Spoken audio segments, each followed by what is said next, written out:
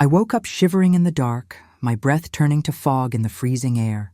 The concrete floor beneath my thin mattress was so cold it hurt my bones. This was my bedroom now, a converted garage with a space heater that barely worked and a lock on the outside of the door. My daughter-in-law had put me here, the woman my son married, the woman whose house I had saved with every penny I had. I could hear them inside the warm house. My grandchildren laughing, the smell of dinner cooking, a dinner I wasn't invited to. I pressed my hand against the cold metal door and wondered how my life had come to this. I had sold my home, the house my late husband and I built together over 40 years, to save them from foreclosure.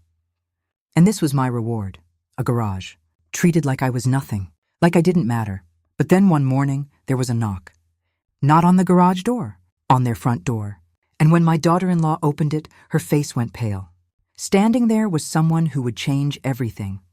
If this story touches your heart, please subscribe and stay with me to hear how this ends.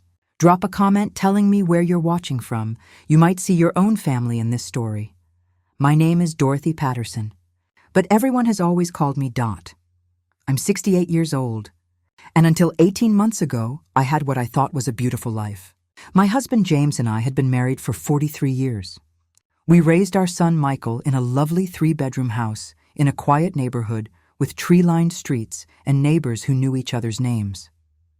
James worked as an electrician, and I spent 35 years as an elementary school librarian. I loved my job. I loved watching children discover the magic of books, seeing their faces light up when they found a story that spoke to them. James and I weren't rich, but we were comfortable. We paid off our mortgage 15 years early by living modestly and saving carefully. Our house wasn't fancy, but it was ours. Every room held memories. The kitchen where I taught Michael to bake cookies. The living room where we watched him open Christmas presents. The backyard where James built a swing set and later a treehouse. We had planned to grow old there together, surrounded by memories and visited often by our grandchildren. But life had other plans. James had a massive heart attack one ordinary Tuesday morning while working on a job site. He was 67 years old. He died before the ambulance arrived. The grief nearly destroyed me. We had been inseparable. He was my best friend, my partner in everything. The house felt enormous and empty without him. I would wake up reaching for him and remember all over again that he was gone. My son Michael tried to be supportive during those first terrible months. He would call every few days, and his wife Vanessa would send occasional text messages checking on me. Michael and Vanessa had been married for 8 years by then. They had 2 beautiful children, James, named after his grandfather, who was 11 at the time, and little Emma, who was 7. I loved those children with my whole heart.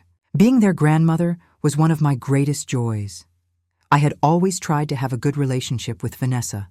When Michael first brought her home, I welcomed her warmly. She was beautiful and confident, and my son clearly adored her. She worked in marketing and seemed very focused on their lifestyle and social status. She liked nice things, designer clothes, an expensive car, the right neighborhood. I didn't always understand her priorities, but I told myself that she made my son happy, and that was what mattered. She could be charming when she wanted to be, especially in front of other people, but I had noticed over the years that she had a cold side too. The way she would snap at waiters, how she talked about people she considered beneath her, the impatience in her voice when things didn't go her way. Still, I always made excuses. Everyone has bad days. Marriage is stressful. She worked hard. I wanted to believe the best about the woman my son had chosen. About 6 months after James died, Michael called me, sounding upset. He said they were in serious financial trouble. Vanessa had convinced him to buy a house beyond their means in an exclusive neighborhood.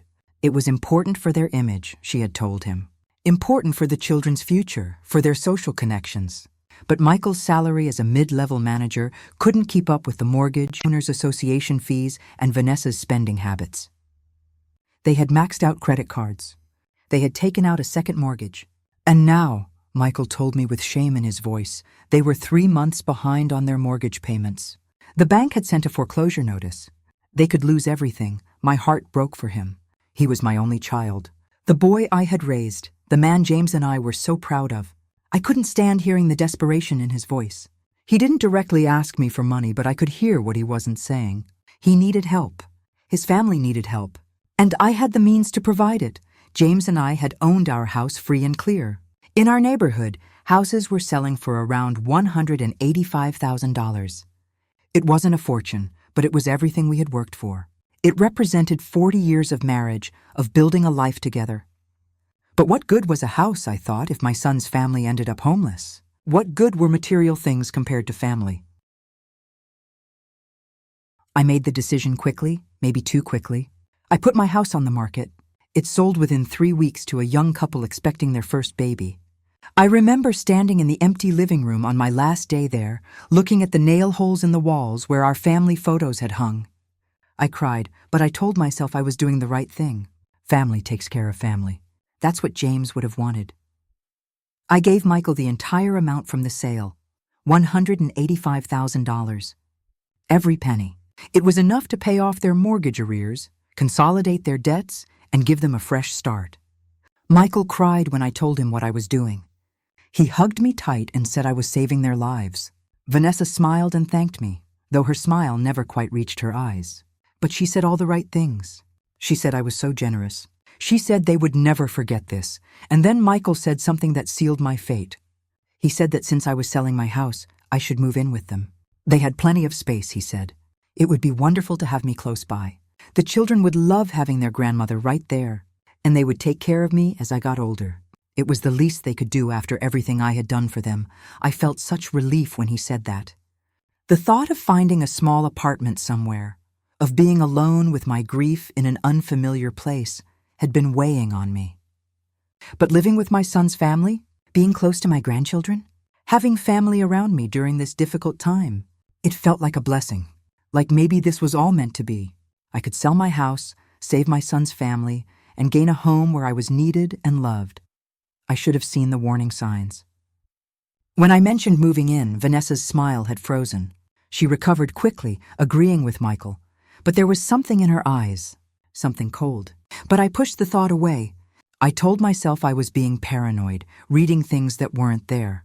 The first few weeks living with them weren't terrible, but they weren't what I had imagined either. They put me in the small guest bedroom on the main floor. It was fine, a bit cramped, but it had a bed, a dresser, and a small closet. I tried to be helpful without being intrusive. I cooked meals. I did laundry. I offered to watch the children after school, so Vanessa wouldn't need to pay for after-school care. I tried to contribute my fair share despite having given them everything I owned. But I began to notice Vanessa's attitude shifting. She became increasingly cold toward me. When I cooked dinner, she would criticize it. Too salty, too bland. Not what the children liked. When I cleaned, I was doing it wrong. When I tried to help with the children's homework, I was interfering. She started making comments about how small the house felt now, how crowded it was with an extra person, how she never had privacy anymore. I tried talking to Michael about it, but he would just look exhausted and say Vanessa was stressed. Work was demanding. The children had busy schedules. I needed to give her space, be patient, try not to take things personally. So I tried harder. I stayed in my room more. I apologized when Vanessa seemed irritated. I walked on eggshells in what was supposed to be my home. Then came the financial issue that I didn't understand at first. I received a monthly Social Security check for $1,850. It wasn't much, but it was my income. About 2 months after I moved in, Vanessa approached me with papers. She said it would be easier if we set up direct deposit of my Social Security into their joint account. That way, she said, they could automatically deduct my share of household expenses. Food, utilities, my portion of property taxes. It would be simpler than me writing checks every month. She made it sound so reasonable and efficient. I hesitated. Something felt wrong about giving up control of my only income. But Michael was standing right there, nodding, saying it made sense. And I didn't want to seem difficult or distrustful. They had taken me in after all, so I signed the papers. Vanessa smiled and promised she would keep careful records of all the expenses. She said this way I wouldn't have to worry about bills and budgeting. She would handle everything. That's when everything changed for me. Within days of signing those papers, Vanessa's coldness turned to outright hostility. She stopped pretending to be pleasant. She would snap at me for the smallest things. I left a cup in the sink. She accused me of treating her like a maid. I turned on a light in the evening. She complained about the electric bill. I asked to watch a particular television show. She said this was her house, and she decided what was watched. The children started acting differently too. When I tried to hug little Emma, she pulled away and said her mommy told her grandma was grumpy and needed space. My grandson James stopped coming to my room to chat like he used to. I would see him looking at me with confused, sad eyes, but Vanessa had gotten to them. She was poisoning them against me. Then one evening, about 3 months after I moved in, Vanessa called a family meeting. Michael sat silently while she did all the talking. She said the current arrangement wasn't working. The house was too crowded. The children needed their space. I was causing tension in her marriage. She had found a solution. She gestured toward the attached garage. They had been using it for storage, she said, but they had cleared it out. They had put in a small window, brought in a space heater, and set up a twin mattress on a frame. It would be my new room. I would have more privacy out there, she said. I wouldn't be in the way. It would be better for everyone. I sat there in shock, unable to process what she was saying. The garage. She wanted me to sleep in the garage like I was something to be stored away? I looked at Michael, waiting for him to object, to tell his wife this was insane. But he wouldn't meet my eyes. He just sat there, staring at his hands, saying nothing. I tried to speak.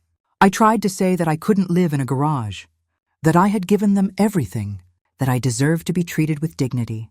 But Vanessa cut me off. She said if I wasn't happy with the arrangements, I was free to leave. But she reminded me that I had no money for an apartment. I had no car since I sold mine when I moved in. I had nowhere else to go. Then she stood up and said she expected me to move my things to the garage by the end of the week. The guest room needed to be cleared out for their home office. That night, I lay in the guest room bed crying silently. How had my life come to this? I had been a respected professional. I had owned my own home. I had been a devoted wife and mother. And now I was being told to live in a garage by my own daughter-in-law while my son said nothing. I moved into the garage on a gray, cold Saturday morning. Michael helped me carry my things, my clothes, a small lamp, a few books, the photos of James Thorne treasured. He couldn't look at me while he did it. He mumbled something about it being temporary, about things getting better, but we both knew he was lying. This was my life now. The garage was exactly as terrible as it sounds. The concrete floor was perpetually cold. The space heater Vanessa provided was ancient and barely functional. It would rattle and hum but produced almost no warmth. The thin twin mattress did nothing to insulate me from the cold seeping up from the concrete. The small window Vanessa mentioned was a narrow strip of glass near the ceiling that let in a bit of light but no warmth. The walls were uninsulated. I could hear every sound from the house through the connecting door, but that door had a lock on it now, on their side. The worst part was that they locked me in at night. Vanessa said it was for security, so no one could access the house through the garage. But I knew the truth. I was a prisoner. If there was an emergency, if I got sick in the night, if there was a fire, I couldn't get out. I was trapped. The first night in that garage, I lay on the thin mattress wrapped in every blanket I owned, shivering and crying. I could hear them in the house. I could hear Vanessa laughing at something on television. I could hear my grandchildren being tucked into bed in their warm, comfortable rooms. And I was out here in the cold, alone, abandoned by my own family. I thought about my husband, James. I wondered what he would think if he could see me now. Would he be heartbroken? Furious? Would he blame me for trusting them, for giving away everything we built together? I pressed my hand to the cold concrete wall and whispered, "I'm sorry, James. I'm so sorry."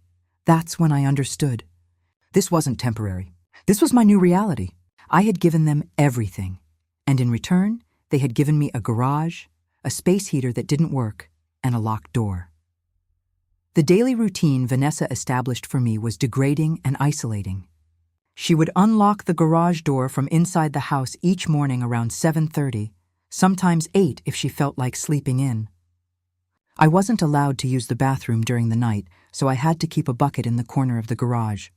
The humiliation of that still brings tears to my eyes.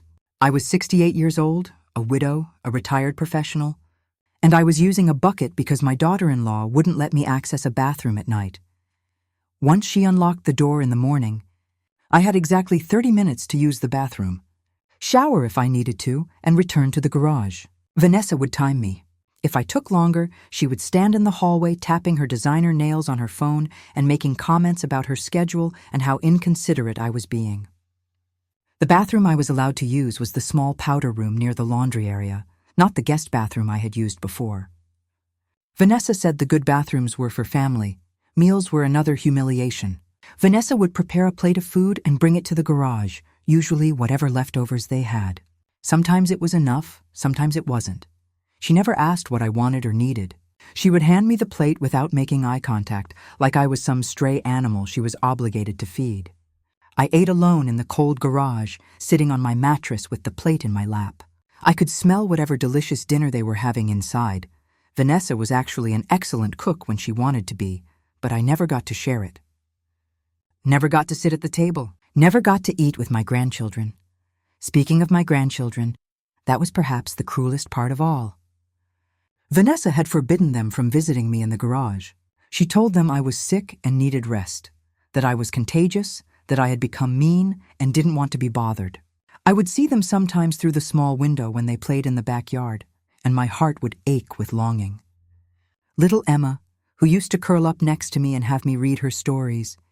James, who used to show me his drawings and ask me about the books I recommended. They were right there, just yards away, but they might as well have been on another planet. The isolation was suffocating. I had no phone. I had given up my cell phone plan to save money since Vanessa said I could use the house phone if needed. But of course, I had no access to the house phone now. I had no computer, no internet, no connection to the outside world. My friends from church didn't know where I was.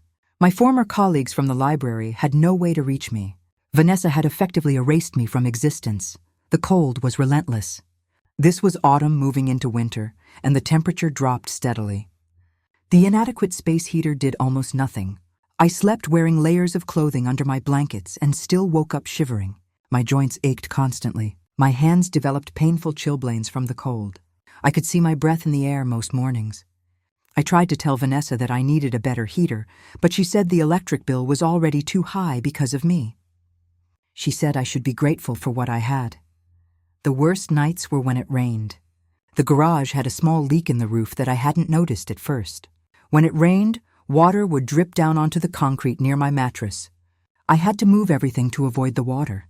The dampness made the cold even worse and created a musty smell that permeated my clothes and bedding. I felt like I was living in a cave rather than with my family. About a month into my garage imprisonment, I discovered what Vanessa was really doing with my Social Security money. I found a bank statement that had been left in the recycling bin near the garage. Vanessa was careless sometimes about throwing papers away. When I looked at it, I saw my monthly deposits going in, but there were no corresponding expenses labeled for my care. Instead, I saw charges for her personal trainer, her hair salon, her favorite boutique, expensive restaurants. She was stealing my Social Security checks and spending them on herself. My entire monthly income was $1,850. She wasn't using it for my food or utilities or anything related to my care. She was treating it like her personal spending money. I felt sick when I realized this. Not only had I given them the house money, but now she was stealing the only income I had left. I was completely dependent on her, and she knew it. She had all the power. I tried to confront Michael about it one day when he came to the garage to drop off some clean laundry. I showed him the bank statement I had found. I asked him how he could let his wife steal from me like this. His face crumpled with shame, but all he said was that Vanessa managed the finances, and he didn't really understand how it all worked. He said things were complicated. He said I should try not to make waves because Vanessa had been under so much stress lately. Then he practically ran out of the garage, unable to face what he had become. A man who let his wife abuse his elderly mother. The days blurred together in the cold, lonely darkness of that garage. I lost track of time. Was it November? December? I didn't know anymore. I spent hours just lying on my mattress, staring at the ceiling, wondering how my life had fallen apart so completely. I thought about ending it all. I'm ashamed to admit that now, but it's the truth. I felt so hopeless, so utterly alone, so worthless. I had given everything to my family, and this was my reward. Some days I couldn't find a reason to keep going, but then I would think about James. I would imagine him telling me I was stronger than this. I would remember the children I had helped over my years as a librarian. Children from difficult homes. Children who had been neglected or abused. Children who had overcome impossible odds. If they could survive, couldn't I? I owed it to James's memory not to give up. Even if no one else cared whether I lived or died, I had to care. I had to hold on to my dignity, even if no one else would give it to me. One particularly cold morning in what I think was early December, I woke up and couldn't feel my toes. The space heater had stopped working completely during the night. I tried turning it on, but it just clicked and remained cold. I panicked. Without any heat at all, I didn't know how I would survive. When Vanessa unlocked the door that morning, I told her the heater had broken. She rolled her eyes and said she would look at it when she had time. She had better things to do than deal with my complaints all the time. 3 days passed. The heater sat there, useless, while the temperature dropped further. I wore every piece of clothing I owned layered on my body. I barely slept because I was shivering so hard. My fingers and toes had no feeling in them. I developed a terrible cough from the cold and dampness. When I begged Vanessa for another heater, or at least more blankets, she told me to stop being dramatic. She said plenty of people lived without heat. She said I was always complaining about something. That's when I realized with absolute clarity, Vanessa didn't care if I died out there. In fact, she probably hoped I would. That way she could keep collecting my Social Security without having to deal with me. She could play the grieving daughter-in-law who had done everything she could for her mother-in-law who had sadly passed away from natural causes. No one would question it.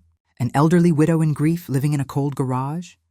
Of course her heart had given out or she had caught pneumonia. It would be tragic, but not suspicious. I was living in a nightmare, and no one even knew I existed anymore. If this story breaks your heart like it does mine, please hit that like button and tell me in the comments if you've ever felt betrayed by family. It was my neighbor who saved my life. I didn't even know she had noticed me until later. Her name was Patricia Morrison, though everyone called her Pat. She was 71 years old, a retired nurse who lived in the house next door. Pat was the kind of person who noticed things. She had kind blue eyes that missed nothing and the no-nonsense demeanor of someone who had spent decades in emergency rooms dealing with difficult situations. Pat had apparently seen me through that small garage window.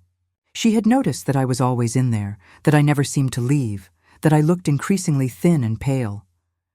She had seen Vanessa bringing me food like I was an animal being fed. She had witnessed the children playing in the yard while their grandmother was locked away.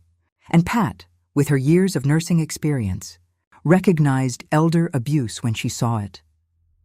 One afternoon when Vanessa was out, probably at the gym or getting her nails done with my Social Security money, Pat knocked on the garage's exterior door. I was so startled I didn't answer at first.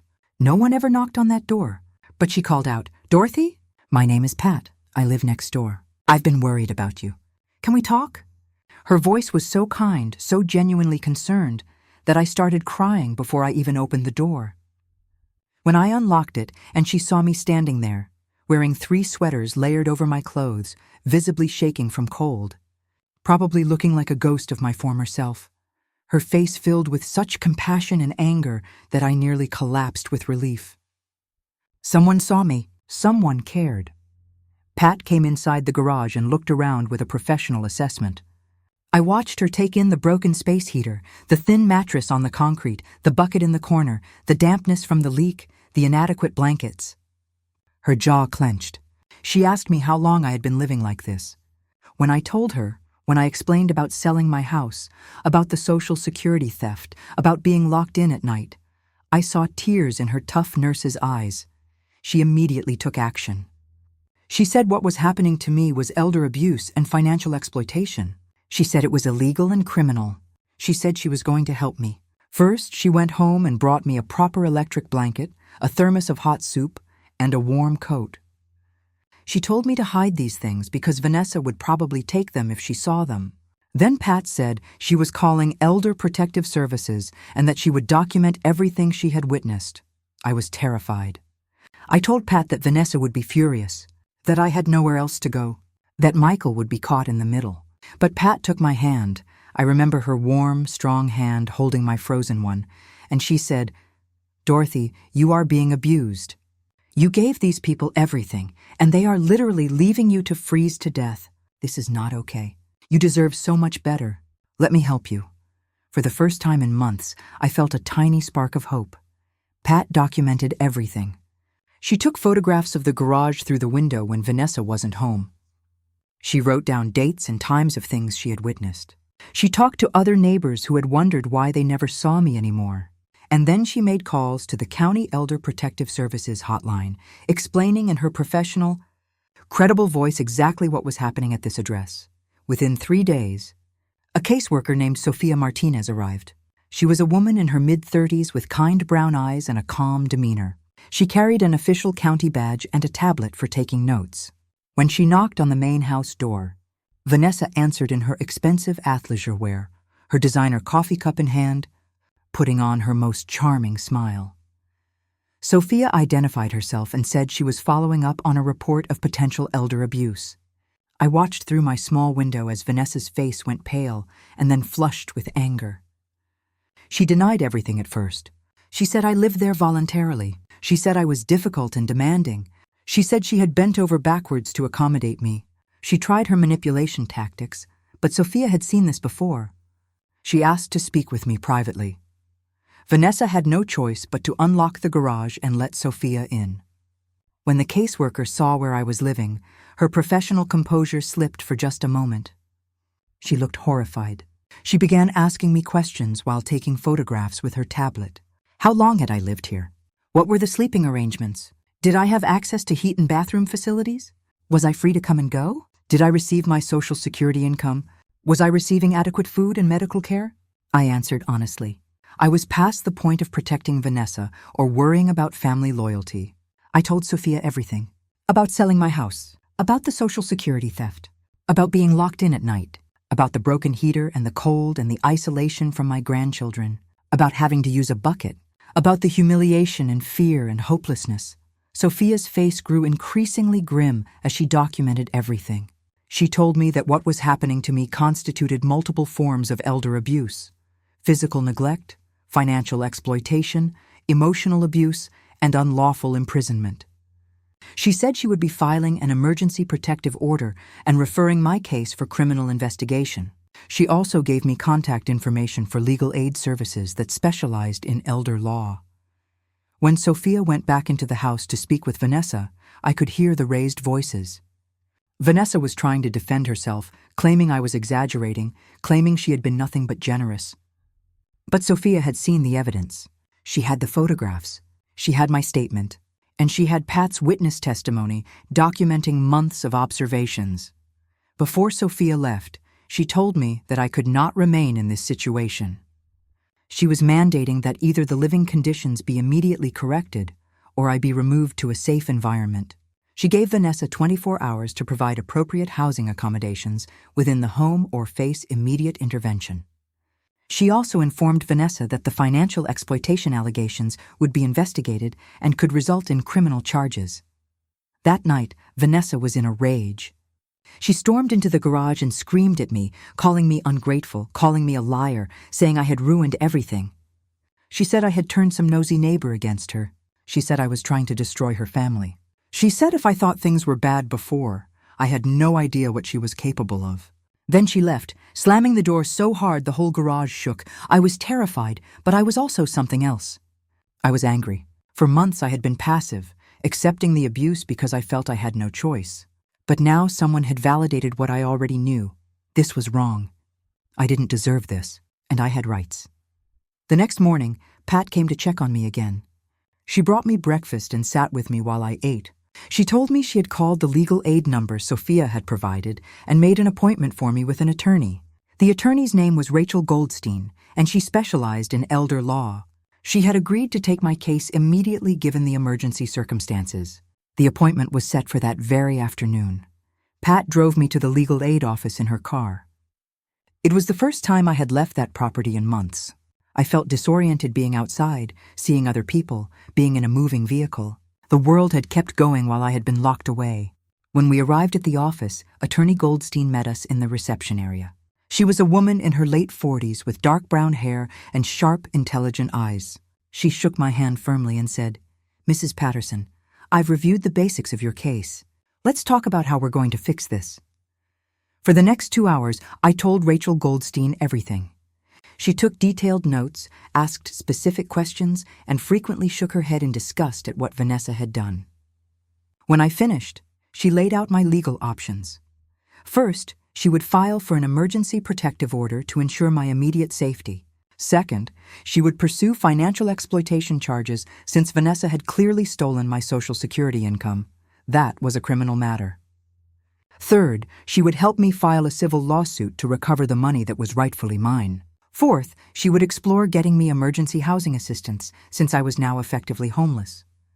And fifth, she said we needed to address what had happened to the $185,000 I had given Michael.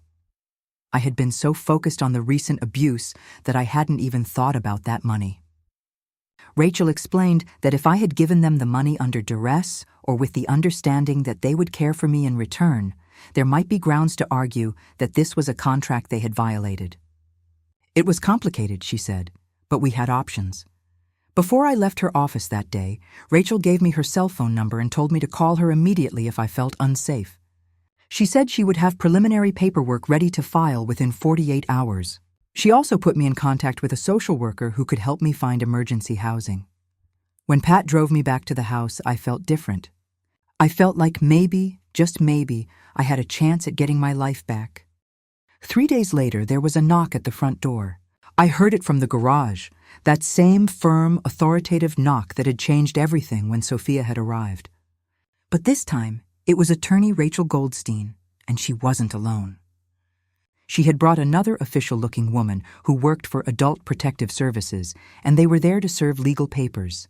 I couldn't see everything that happened, but I heard it.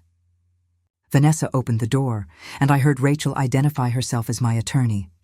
She was there to deliver an emergency protective order, notification of a financial exploitation investigation, and a cease and desist regarding my Social Security income. Vanessa tried to argue, tried to shut the door, but Rachel's voice was calm and firm. She explained that Vanessa was now legally required to provide adequate housing, heating, food, and bathroom access to me immediately, or I would be removed by Adult Protective Services and placed in emergency protective housing. Furthermore, my Social Security direct deposit was being reverted to my own account effective immediately, and any funds taken in the past 6 months would be subject to review and potential criminal charges. Vanessa's voice rose to a near shriek. She called me a vindictive old woman. She said I had destroyed their family. She said after everything they had done for me, this was how I repaid them. Rachel's response was ice cold. Mrs. Patterson, your mother-in-law gave you $185,000 and her only income. In return, you forced her to sleep in an unheated garage with no bathroom access and stole her Social Security checks. The only person who has destroyed this family is you. I heard footsteps, and then my garage door opened. Rachel came in with a professional photographer who documented the conditions, the broken heater, the thin mattress, the bucket, everything. Rachel looked at me and said, "Dorothy, you don't have to stay here anymore. We have emergency housing available through the county. You can leave right now if you want to." Part of me wanted to run out that door and never look back, but another part of me, the part that was tired of being pushed around, tired of being treated as if I didn't matter, wanted to see this through. I wanted Vanessa to face consequences for what she had done. I told Rachel I would stay for now, but only if the legal protections were in place. She nodded and said she understood. She handed me a cell phone, a simple prepaid phone she had purchased so I could call her or 911 if needed. She also handed me a packet of papers documenting my legal rights, the protective order, and instructions for what to do if Vanessa violated any of the terms. Before Rachel left, she spoke to Vanessa one more time in the driveway, and this time I could hear every word clearly. She said, "Mrs. Patterson, you are now under investigation for financial exploitation of an elder, which is a felony in this state. The district attorney's office has been notified. Additionally, you are being sued in civil court for the return of stolen funds. Your bank records are being subpoenaed. If you contact Dorothy in any threatening manner, you will be arrested. If you continue to deny her adequate living conditions, she will be removed and you will face additional criminal charges. Do you understand?" I couldn't see Vanessa's face, but I heard the fury and fear in her voice when she said yes. That afternoon, Michael finally came to talk to me. He stood in the doorway of the garage, not quite entering, looking broken and ashamed. He tried to apologize. He said he didn't know things had gotten so bad. He said he should have stood up to Vanessa. He said he was sorry. I looked at my son, this man I had raised, this man I had sacrificed everything for, and I felt a complicated mix of love and disappointment. I asked him how he could have let his wife lock his mother in a garage, how he could have watched her steal my money, how he could have known I was cold and hungry and isolated and done nothing. He had no answer. He just stood there crying, saying he was weak, saying he was sorry, saying he didn't know how to fix it. I told him that sorry wasn't enough, that he had made choices every single day to allow this to happen, that he had been complicit in my abuse even if Vanessa had. Then I asked him the question that had been haunting me. Did he know where the $185,000 went? He admitted that Vanessa had spent a significant portion of it, not on paying off their mortgage arrears as I had intended, but on renovating the house, buying new furniture, and paying off her personal credit cards. Some had gone to the mortgage, but not nearly all of it. She had lied about how much they actually owed. They hadn't been 3 months behind. They had been 1 month behind. She had seen my grief and vulnerability as an opportunity to get money out of me. The betrayal hit me all over again. It wasn't just about being treated poorly after I moved in. It was that the entire premise had been built on Vanessa's manipulation. She had convinced Michael to exaggerate their financial crisis so they could get as much money from me as possible. And my son had gone along with it. I told Michael to leave. I said I needed time to process everything, and I couldn't look at him right then. He left crying, and I sat in that garage feeling the weight of everything I had lost, not just my money and my home, but my relationship with my son, my trust in family, my sense of who I thought I was. But I also felt something else growing inside me. Determination. I was not going to let them break me completely. I was going to fight back. Over the next several weeks, the legal machinery began to move. Rachel Goldstein was a force of nature. She subpoenaed bank records showing that Vanessa had deposited my Social Security checks into her account and then spent the money on personal luxuries, salon visits, designer clothes, expensive dinners, her gym membership. None of it had gone to household expenses related to my care. It was textbook financial exploitation. The district attorney's office opened a criminal investigation. A detective came to interview me, and I told him everything. He was gentle and patient, and he said they were building a strong case.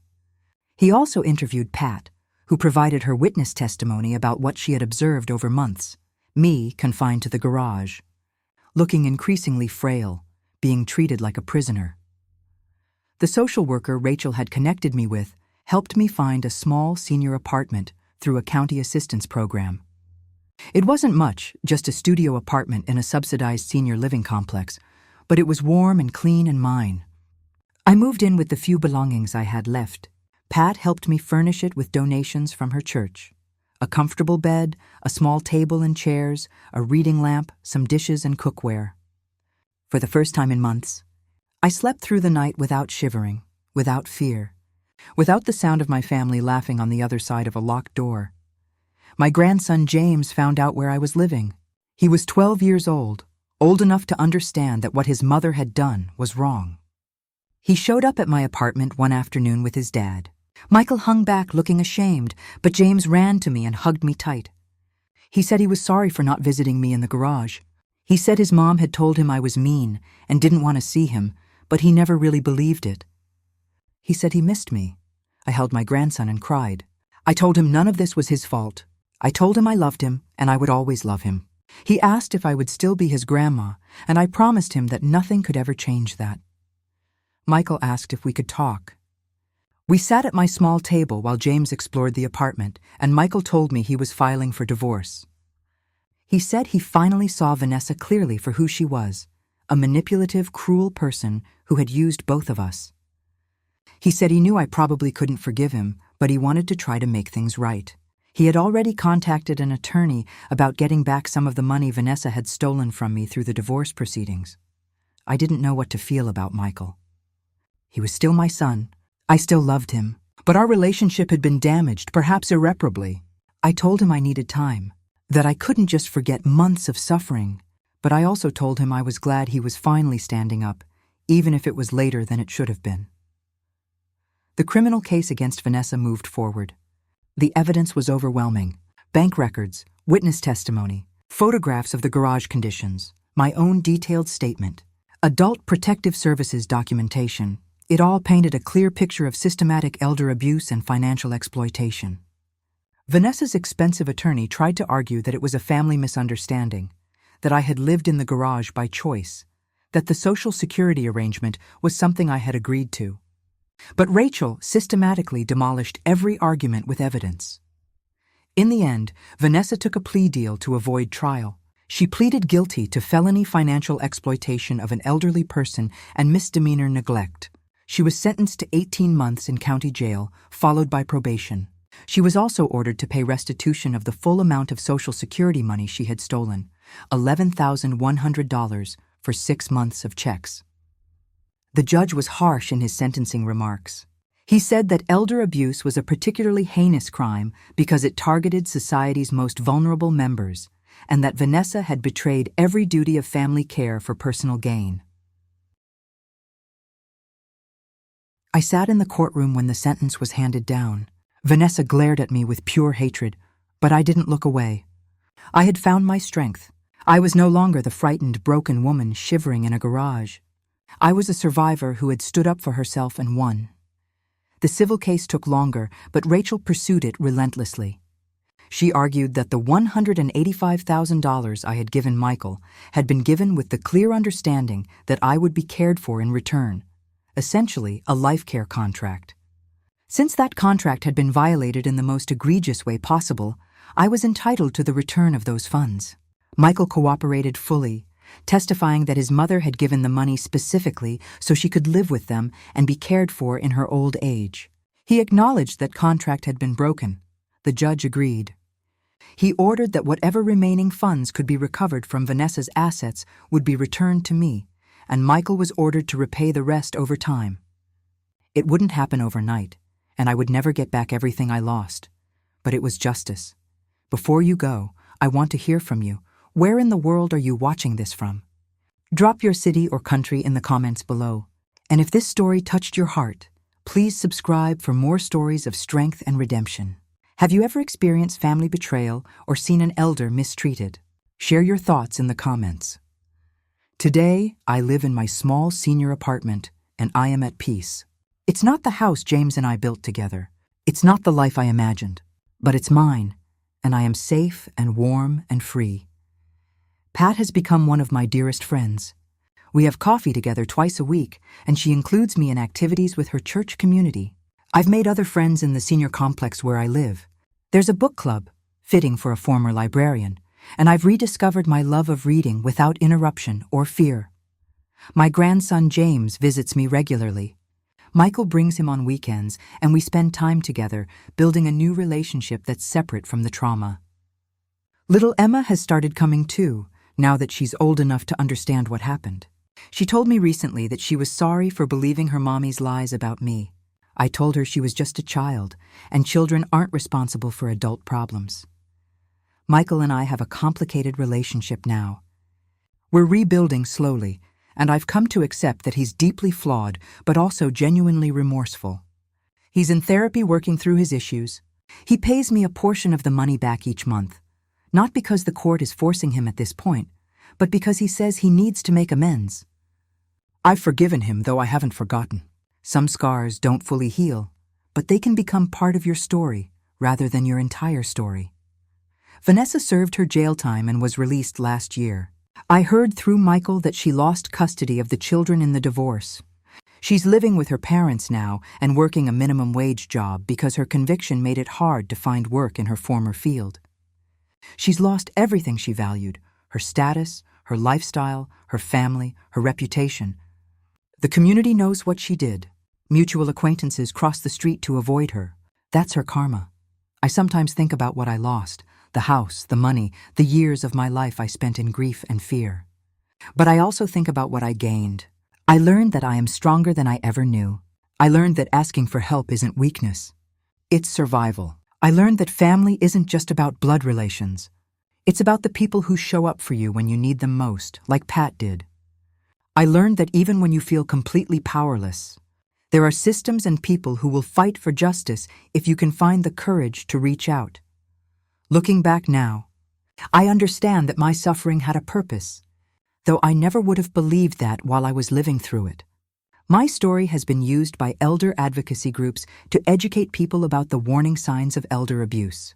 Rachel asked me if she could share my case, with details changed for privacy, in her training sessions for new attorneys. I said yes. If my experience can help even one other elderly person recognize abuse and get help sooner, then maybe all that pain meant something. I still wear my wedding sometimes, telling him about my day, asking him for wisdom when I'm struggling with a decision. I believe he would be proud of how I fought back. I believe he would tell me that giving Michael the money wasn't stupid or naive. It was loving. The betrayal that followed wasn't my fault. It was a reflection of Vanessa's character, not mine. I've learned that you can be kind and generous and trusting without being a victim. That setting boundaries and demanding respect isn't selfish. It's necessary. That the people who truly love you will never ask you to sacrifice your dignity for their comfort. I'm 69 years old now. I receive my full Social Security check each month, deposited into my own account that only I control. I have a warm apartment with heat that works. I have food in my refrigerator. I have friends who care about me. I have grandchildren who love me. I have my dignity back. Is this the life I imagined when James and I built our house all those years ago? No, but it's a good life, hard-won and precious. And every day I wake up warm and safe and free is a day I'm grateful for.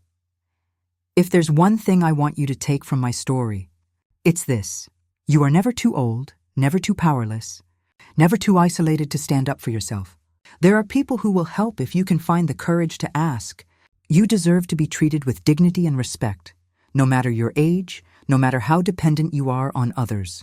And if your family has betrayed you, please know that you can build a new family from the people who truly see your worth. Have you ever had to choose between family loyalty and your own dignity? Have you ever watched someone sacrifice everything for people who didn't deserve it? Have you ever found unexpected strength in your darkest moment? I'd love to hear your thoughts. The stories shared on this channel are entirely fictional and created solely for entertainment purposes. We believe in honoring our elders and treating all family members with love and respect. These stories are meant to inspire reflection on family relationships and the importance of compassion. Any resemblance to real people, events, or families is purely coincidental and unintentional. These narratives carry no specific cultural, political, or religious implications.